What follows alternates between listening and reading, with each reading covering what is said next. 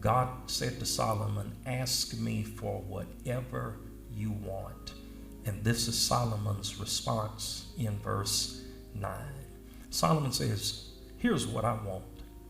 Give me a God-listening heart so I can lead your people well, discerning the difference between good and evil. For who on their own is capable of leading your glorious people? So God said to him, ask me for whatever you want. Solomon says, you don't have to fatten my bank account. You don't have to kill my enemies. Just let me be good at what you have called me to do. Here's how God responded to Solomon. God the Master was delighted with Solomon's response. And God said to him, because you have asked for this and haven't grasped after a long life or riches or the doom of your enemies, but you have asked for the ability to lead and govern well, I'll give you what you've asked for. I'm giving you a wise and mature heart. There's never been one like you before, and there'll be no one after.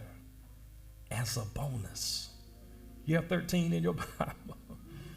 As a bonus, I'm giving you both wealth and glory you didn't even ask for. There's not a king anywhere who will come up to your mark.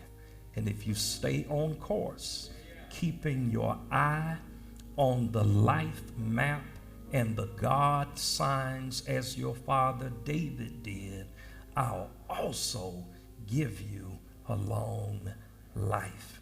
Talking about for the last 2 weeks how to get and cash blank checks from heaven. That's a check that God has signed, and he allows you to fill in the amount. Blank checks from heaven. You may be seated in the Lord's presence. I shared with you on last week that the name of Solomon worshiped. God made him wise, God made him wealthy, and Solomon always worshiped God in response. All three of those things occurred, Sister Charlene, because God gave Solomon a blank check on the bank of heaven. Solomon received the check and he cashed the check.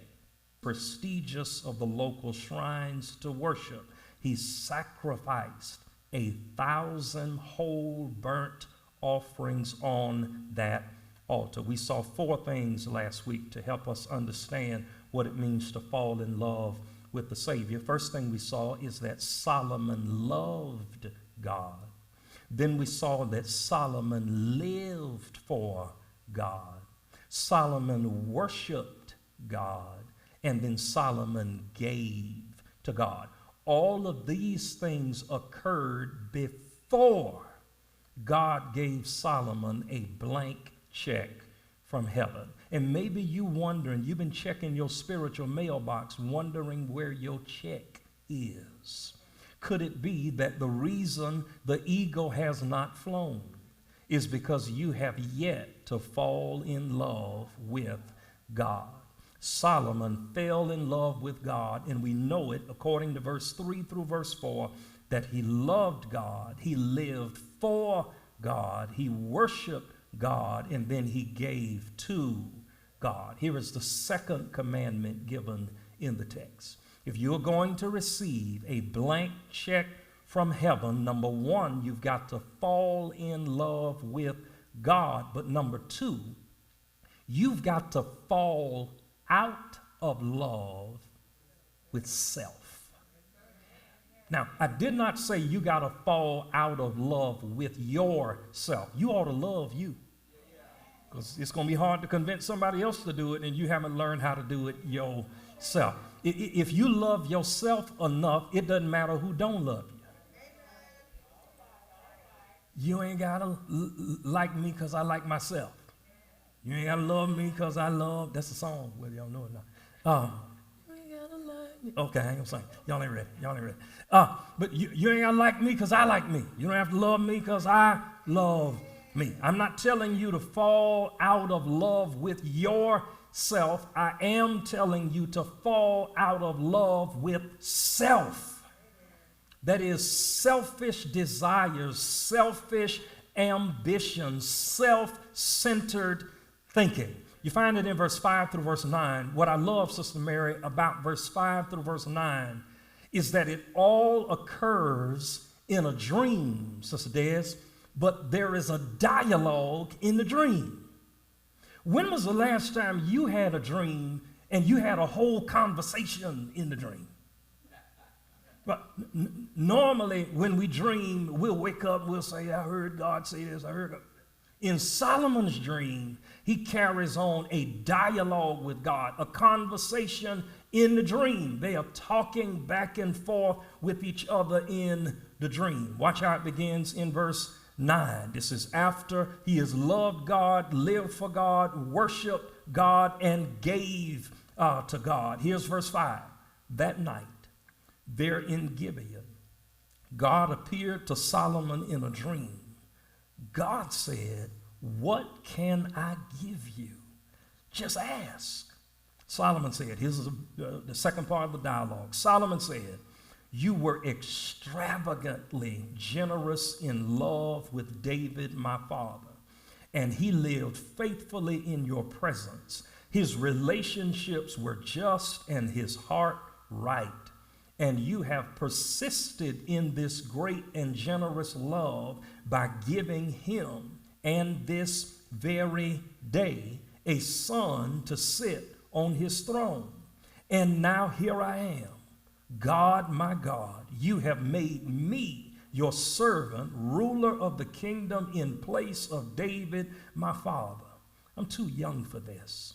I'm a mere child. I don't know the ropes, hardly know the ins and outs of this job. What Solomon is saying is, I recognize I don't have it all together. And could it be that the reason God cannot help you is because you're too busy helping yourself?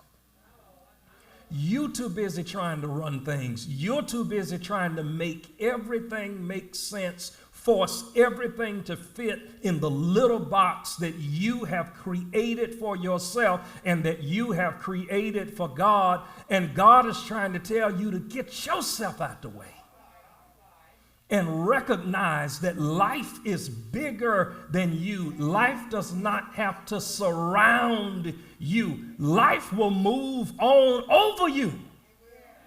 I shared with you all before, Reverend Marion Dry, who was one of the former pastors of this church.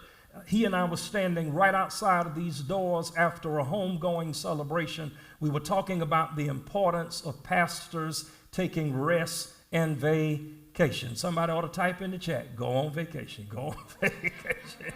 Whoever you're talking to, yourself, somebody else, type it in the chat, go on vacation. You can type, I need a vacation, I need a vacation. You can type, I want a vacation.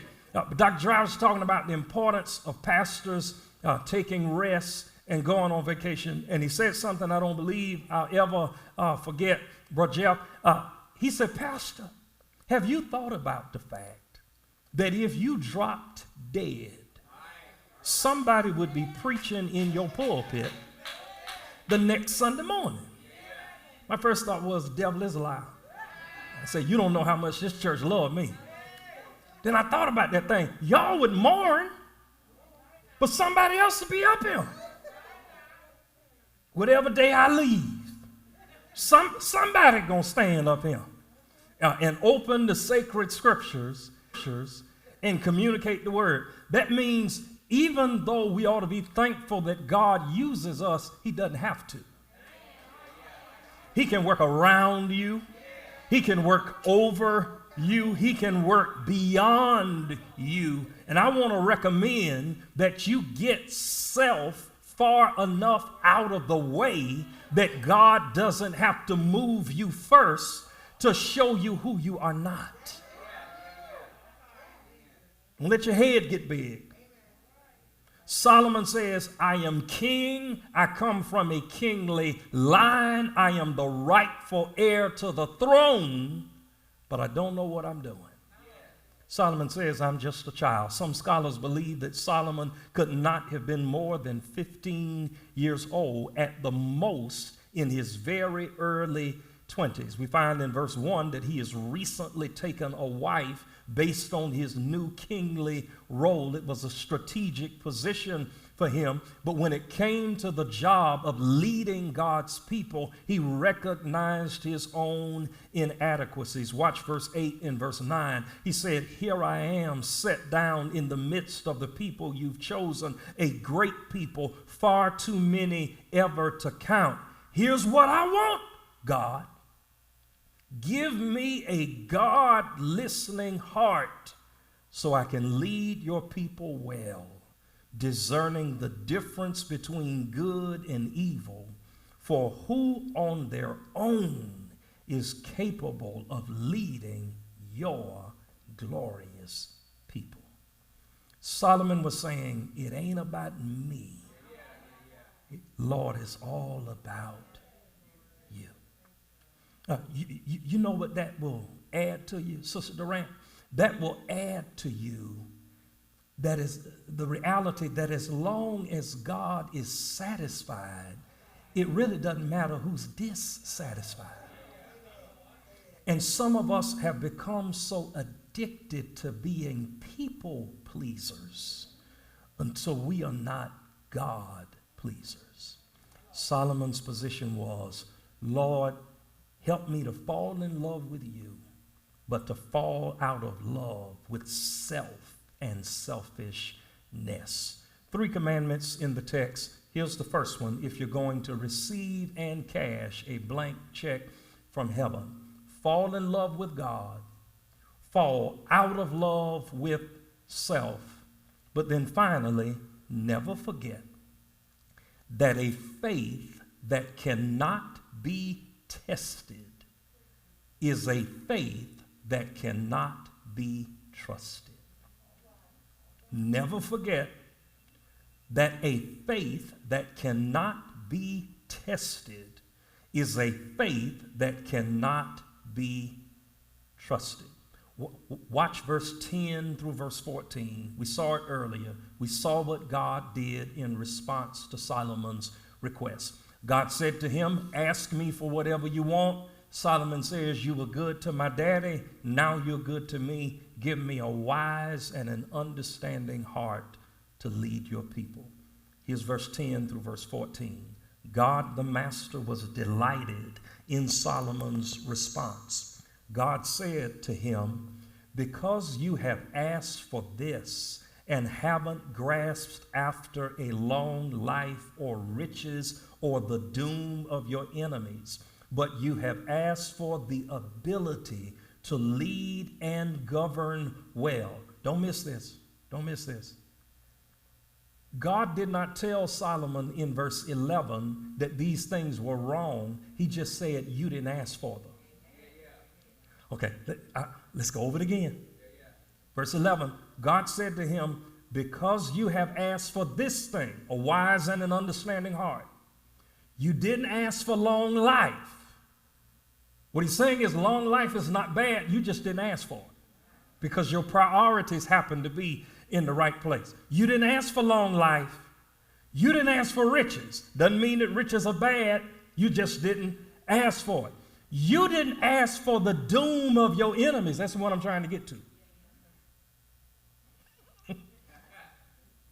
Because some of us so holy and sanctified until we don't recognize that you can go to God in prayer and ask him to take care of your enemies. Could it be that the reason some of your enemies are still raging is because you haven't prayed and asked God to take care of them? I'm in the text. Somebody will type that in the chat. Take care of it. Take care of it. Leave them in the Lord's hands. Some of y'all might be praying right now. Thorpe, I'm leaving you in the Lord's hands. All right, okay. That's between you and Jesus. You didn't ask for long life. You didn't ask for riches. You didn't ask for the doom of your enemies, but you have asked for the ability to lead and govern well. The reason verse 11 is so important is because of what God does in verse 12 and in verse 13. God says, I'll give you exactly what you asked for, verse 12. I'm giving you a wise and a mature heart. There's never been one like you before. There'll never be another after. As a bonus, I'm giving you both the wealth and glory you didn't ask for. There's not a king anywhere who will come up to your mark.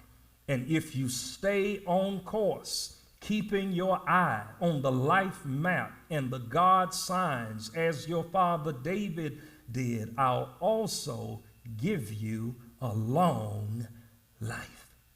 That's what God promised in response. But don't miss this, because some of y'all say, ooh, Pastor, I want all that. I want the wisdom, I want the knowledge, I want the understanding, I even want the wealth, and I want God to take care of my enemies. I'm glad you want it. But never forget that a faith that cannot be tested is a faith that cannot be trusted.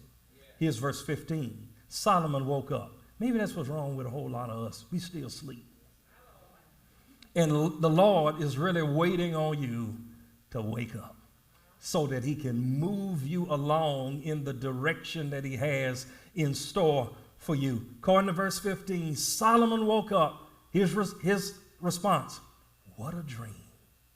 He returned to Jerusalem, took his place before the chest of the covenant of God. That was a wooden box overlaid with gold that symbolized the presence of God. What else did he do? He worshiped by sacrificing whole burnt offerings and peace offerings. Then he laid out a banquet for everyone in his service. Some of y'all saying, that's some kind of dude right there. That's some kind of dude.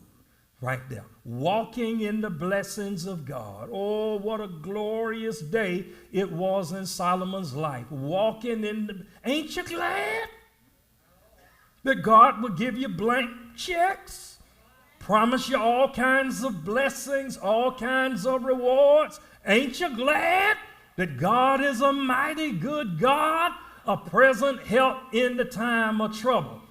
Let me say it this way, because some of y'all are real deep and you in the scriptures. Aren't you glad that the Bible contains Psalm 23 and verse 1, the Lord is my shepherd, I shall not want. He makes me to lie down in green pastures. He leads me beside the still waters. Ain't you glad that's in the word? Aren't you thankful for Psalm 30 verse 5, that our weeping may endure for a night, but our joy has got to come in the morning? Aren't you thankful for Psalm 37 and verse 25, which promises, I have been old, or have been young, and now I'm old, but I've never seen the righteous forsaken, nor his seed begging bread. Ain't you glad for Isaiah 40 that reminds us that they that wait upon the Lord shall renew their strength, mount up with wings like an eagle, run and not be weary, walk and not faint. Aren't you glad for Philippians 4:19? My God shall supply all your need according to his riches and glory by his Son who is Christ Jesus. All that's good. And I'm thankful for every promise. But I am also aware that a faith that cannot be tested is a faith that cannot be trusted. Pastor, is it in the text? I'm so glad you asked. It's in verse 16. The very next thing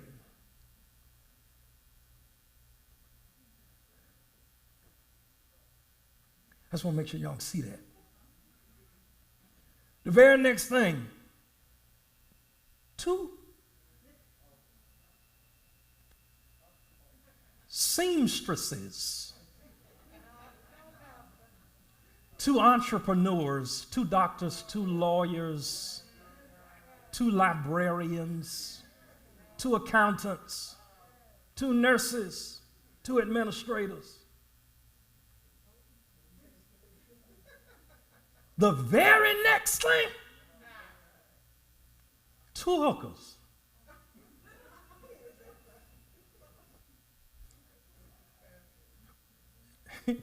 You got a problem with hooker, but you ain't got a problem with prostitute. Okay, one of us tripping. I don't know if it's me or y'all. Okay, okay, okay. Very next thing, two prostitutes showed up before the king.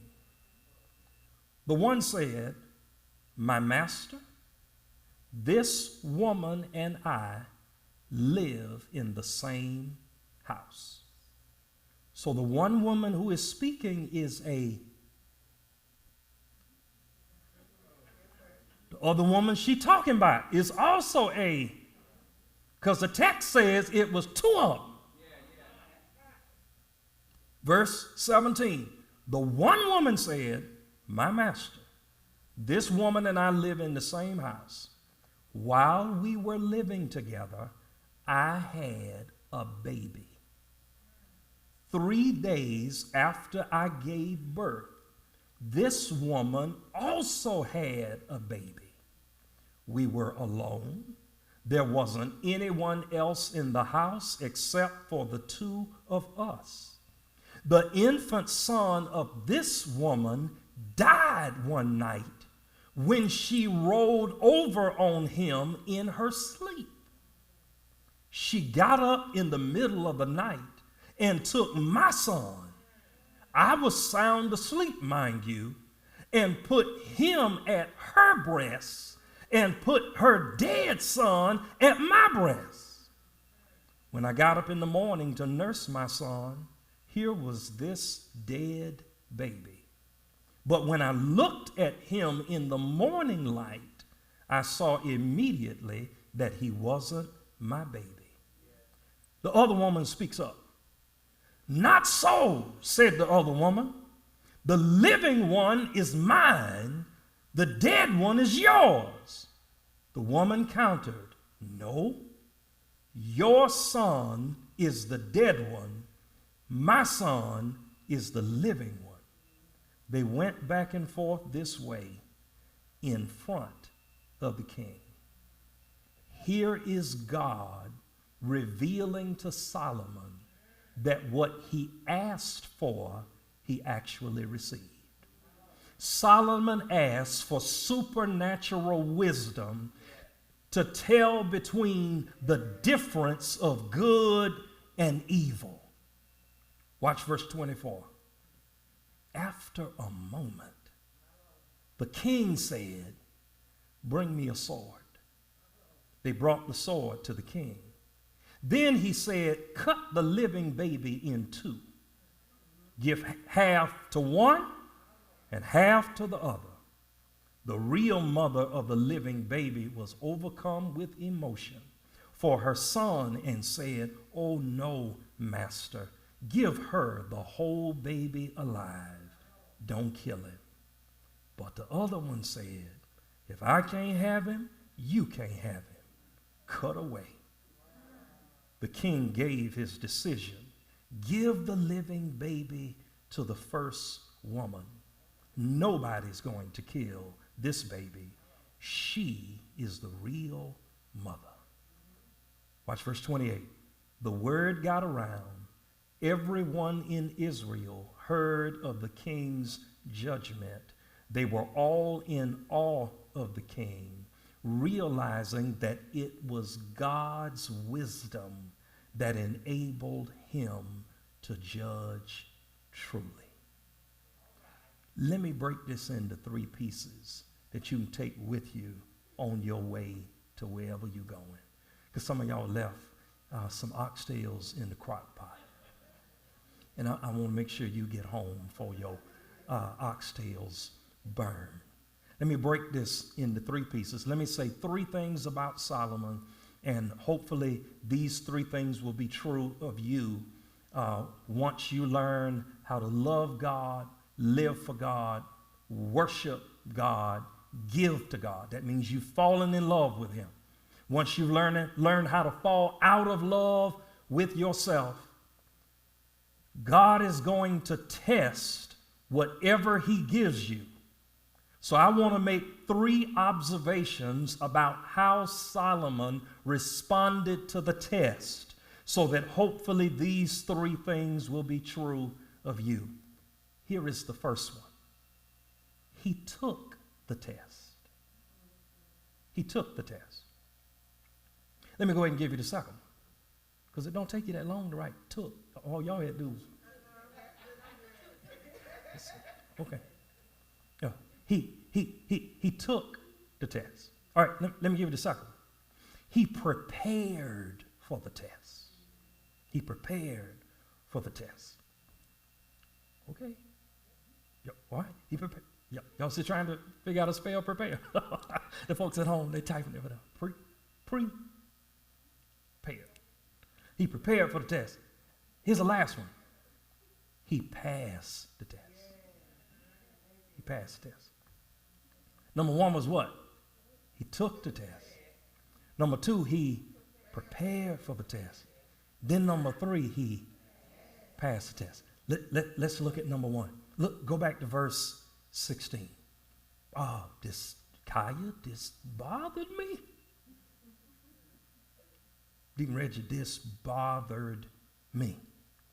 Because verse 16 says, the very next thing, 2 prostitutes showed up before the king. Let's get real. Let's get real.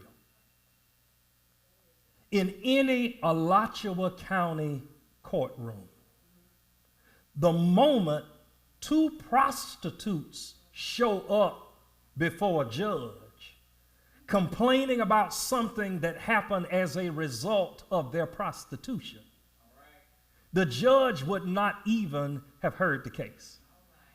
But Rick, what used to be one of my favorite shows was Cops.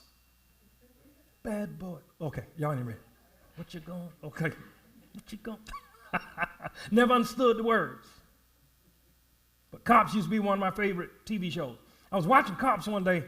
A lady was standing on a street corner as the police were passing by. She flagged down the police. She said to the police, Bracody, she said, I've been robbed. She said, a man just stole $20 from me. He went around that corner. Y'all go get him. Lady said, ma'am, we need a little more information than that. We can't just be riding around corners looking for people. What happened? She said, I done told you all you need to know. The man took my $20. Officer said, ma'am, I need a little more details. Woman said, here it is. I was trying to buy some dope. Gave the man $20 for the dope. He drove off with my $20 and didn't bring me the dope. Go get him. Not only did the officer inform her, Sister Mix, that I can't go get this man for taking your $20, you going to jail. Because you just admitted to a law enforcement officer on camera that you were involved in a drug transaction. Here's what I'm getting at. Solomon didn't even have to listen to this case.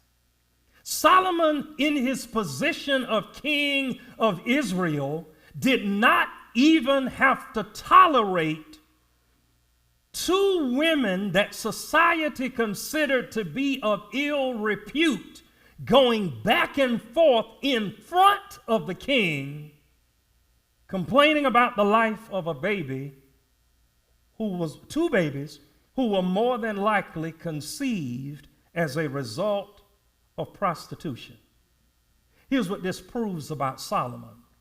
Solomon did not overjudge the complexity of this woman's situation because he disagreed with the woman's complicated lifestyle.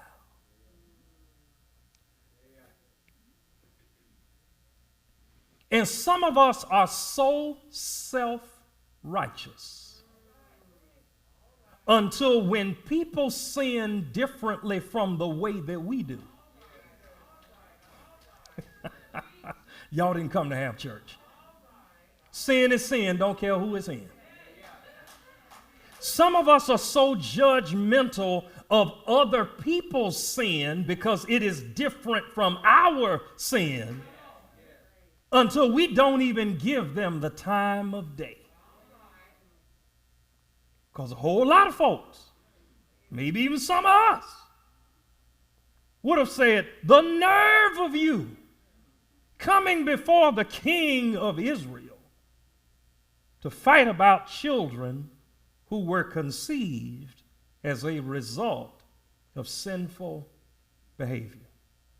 But thanks be unto God that Solomon did not overjudge the complexity of this woman's situation simply because he disagreed with the woman's complicated lifestyle. This is not an excuse for sin, but it is a cry for compassion. I don't believe you heard what I said. It is not an excuse for sin, but it is a cry for compassion. And could it be that God is trying to give you some supernatural wisdom in some jacked up situations, but because you are sitting so tall on your high horse, you have not been willing to come down to entertain somebody whose situation is complicated in a way that is different from yours? Because your situation is complicated too. Every one of us in here got some complicated situations. Y'all so deep. Don't raise your hand. Try not to move your head. What's your complicated situation? You got some. There's some stuff you have done or some stuff you have allowed that if we put it up on this screen, you would run out this church. Okay, let me say it again with your deep self. It's some stuff you've either done or allowed that if we threw it up on these screens, you would tear up the nearest exit. Yet, we will look down on other people whose situations are just as complicated as ours, just different in circumstances.